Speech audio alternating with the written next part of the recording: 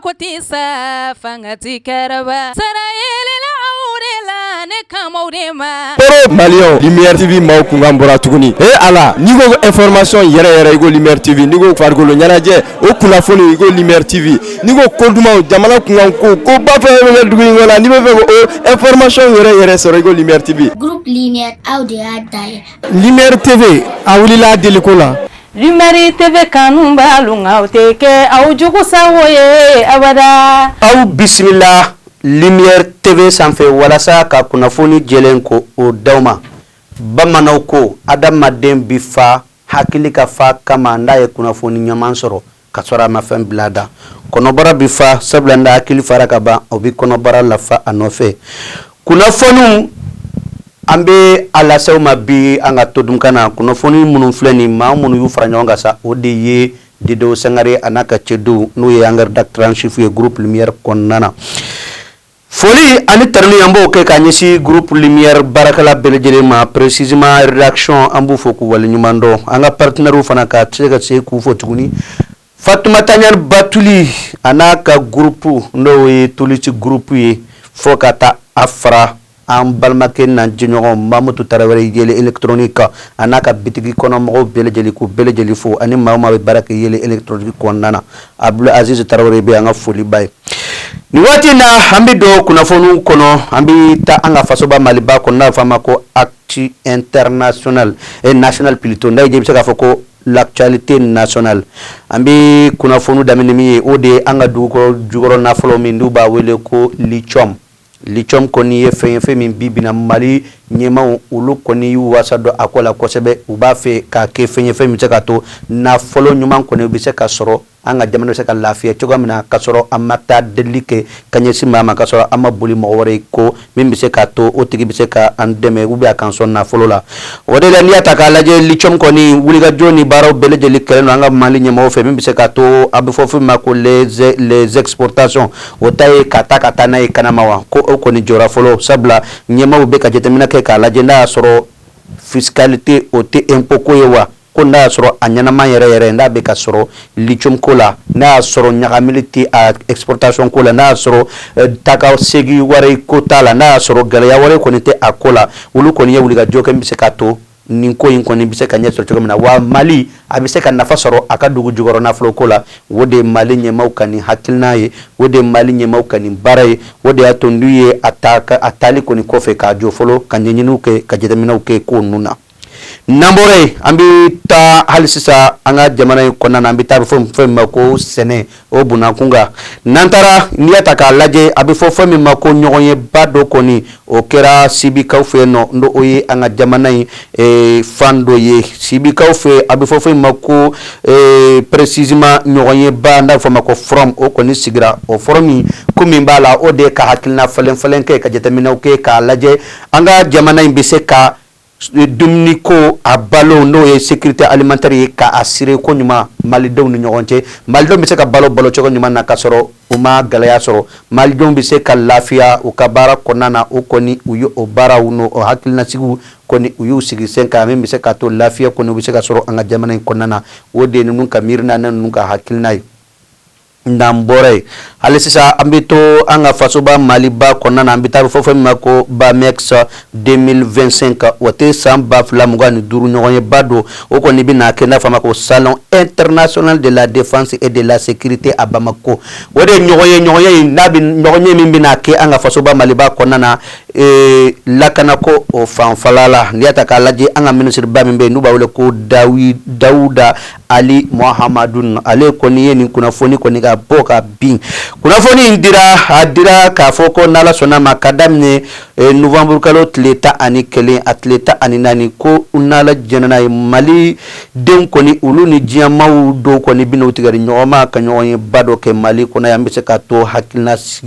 hakilisigi ani faamuyali bɛ se ka kɛ i n'a fɔ farafinna ni diɲɛ bɛɛ lajɛlen kɔnɔna na wa nin kunnafoni in kɔni dira an ka ministre in fɛ dɔ min n'a ye conférence de presse organisée n'o bɛnna 12 septembre 2025 ma an ka fasoba Maliba a kɔnɔna na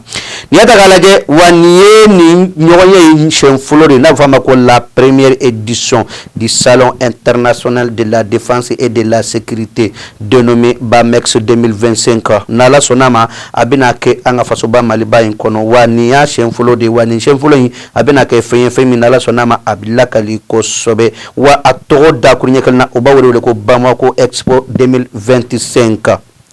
Namboro yali sisa ambe tanga jamana koka ote faso ba maliba akufla sawa hambita nambita Burkina Faso ko feno uka ministru koni ka nyonye senfe uye jetamina ke ka jira ka foko dom nuye donanie munumbe e na fo bla ko bara ukana ke me ko sarab goni bidi barake lauma ko nduya uya jitamina kaye ka foko ni ye warchende wa ko ulu bina jitamina ke misaka to ni donani ko ni bibara wa ministri ka wuliga to na ka bara ya jira ka foko ni donani barla ko bisaka war mila se Burkina Faso ma ko bita milliard ta ani wulon vula na fama ko 17 milliards de francs CFA ni ata ka laje abo la se mal Burkina bidije ma misaka to Burkina ka bisaka na fasoro no yoga jamana yi donc odela uya jira ka foko ni donani bain don banani ko ni numunu bisome kwani ko bina freke ko okadabla odela na gongo anga jamana inkono nansera ka dobo anga don chomelo la ko bisinga usade e semaine temene na ta la jeudi somena katla ka vendredi chômé samedi ni dimanche chômela donnani semaine clé ngono o be chômera jamana ngono donc anga nyema yera kanga exemple ta Burkina ga mbise to o bi don do bo chômel la sa ni ya dane Amadou Sala Touré ma e ko chômeli mi bina ke jamana ngono a dante na ke dimanche wa hali samedi mo be kanga barake wa saliba salni jini ni bele jari kanga bara mi se to jamana ko ni bise ka développer ka tanye chogomina do bina fone ko ma ko la fiya manga di barakaloma nata don barakalaw be bara minna ni wati minna ni wati nuna ni asegen do ka bara ke chogoti kele do be kungulo bara do be ubijo olu mo nu jetamina kanga ke wakola mais chomeli bain ko ni tiere la no ko ni wotena filla koyi nambore Burkina hambita Algérie ka ko ni fenya ka laje uka jamana president du bawle ko Abdul Majid Taibon ale ko ni premier ministre kura ko ni siginu bawle ko Safi Garibo o ko ni Safi Garibo o ko ni sigira ka ke Algérie premier ministre kura ni ta ka laje Algérie ko ni ka nyema ya jira ka foko ale ka ni premier ministre kura ka wuli ka joni baraw be singa musaka to abi gouvernement kura sigi gouvernement ko kana barake Algérie galaya munni toro bunumbe ka uboy ni ata galaje Algérie koni jamana mindi abe Mali karafe wa ma jamana do jamana mini akalembe ka ke jamana imi ni annat seka nyogon kan fo sabla anga terroriste do be eko ko un Algérie ko utunyon kalama wa nyemo ka kumana wode la Mali nyemo koni uye dama kachi seben koni do Algérie contre la jien kuru kara konnana o justice bala namore ambita précisément jamana na jamu ko France na France Niger Mali Burkina Faso ulu koni France ka politique gelaya mbe France ni watina Emmanuel Macron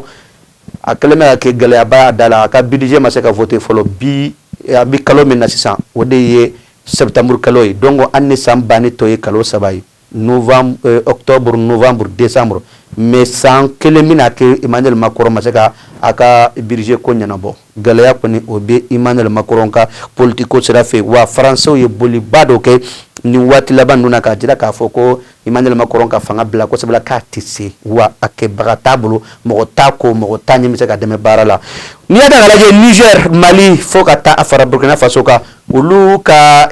television so baw France ka ningalaye matemu nyina makoi uko ni ya foka jira ka foko ja français ra taka leçon de marché ma démocratie ko la mobilu janna France mo fagaray polisu fagaray galaya bakera France wani berdeli kera ko Emmanuel Macron ka minon chekata la façon de Maliens bora Burkina Faso bora Nigériens bora contre leurs autorités précédentes ou de Clinton yesawa ni yata kala je bibina afora fochogom na nije tamina Mali Burkina Niger ulu koni ka jamana don koni kelembe ka foku kanyema munu fanga na biko be kana famille la suma ko kaduye ko katemeni fanga ye kude wode la Niger président au kera président de la République Burkina ta au kera président du Faso Mali ta au kera président aussi anyana ka président de la République ko Kassandou Dama mais pour le moment président de la République a au koni appellation T mais président de la transition au koni be mais Sanduru ko obabo loka be damena stam bafla muga ani woro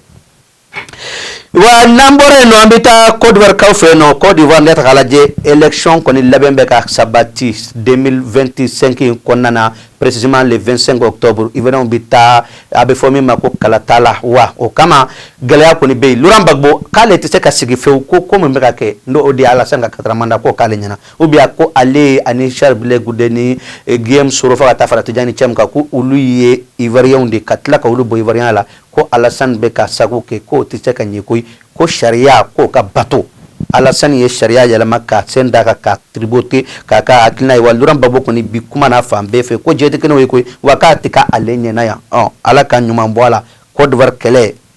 akorle amanyino ko jugumo nu kerala plus de 3000 morts ma ba sabani ko de sara ola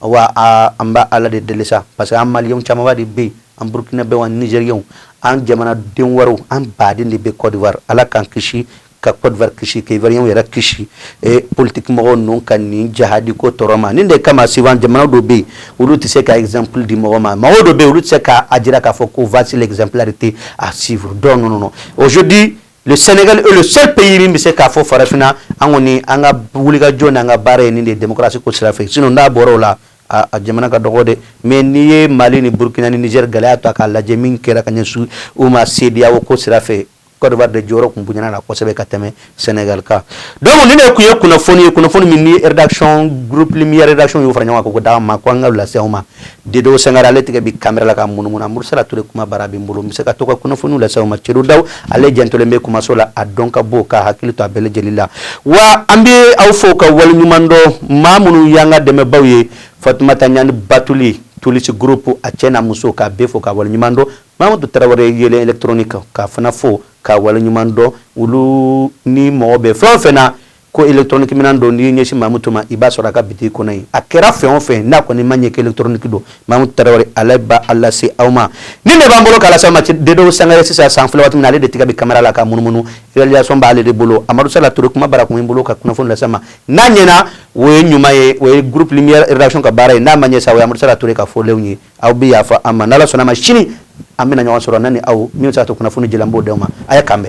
Salam alaikum, c'est moi Princesse Seida Maba, toujours la fierté de l'AES. Bamako Che Ani Muso Demsen, groupe Lumière TV, Aoude Adaye, Agnès Moroba, Oye Tonton, Amadou Sala Touré. Malide Nuyo, Anga Benke Lema, Anga Mbolo Di Nyogoma, Kanfaso Malibo Norola, Koraya Akili, Koraya Manake Jawili, Koraya Manake Jawili, Demiseni Akili Mani Bolaji. Antigi ban famino kani olu kera paso chibara yetu Owa usira an demisa untigi bichen Komiti fo, komiti ye chen kono An bigo be dani ye bi an mali ben kono Poro Malion Lumière TV maw kungambora tuguni ala nigo information yere igo Lumière TV nigo fargolo nyanaje o kulafoni igo Lumière TV nigo koduma jamana kunganko ko bafa dugu ngola ni be Lumière TV ma kotisa fangati karaba sarayele la aurela ne kamaurema Poro Malion Lumière TV maw kungambora tuguni ala nigo information yere igo Lumière TV nigo fargolo nyanaje o kulafoni igo Lumière TV nigo koduma jamana kunganko ko bafa dugu ngola ni be information yere soro igo Lumière TV Groupe Lumière Aoude Adaye Lumière TV awulila delikola Lumière TV kanumba lunga uteke au jugu sawoye abada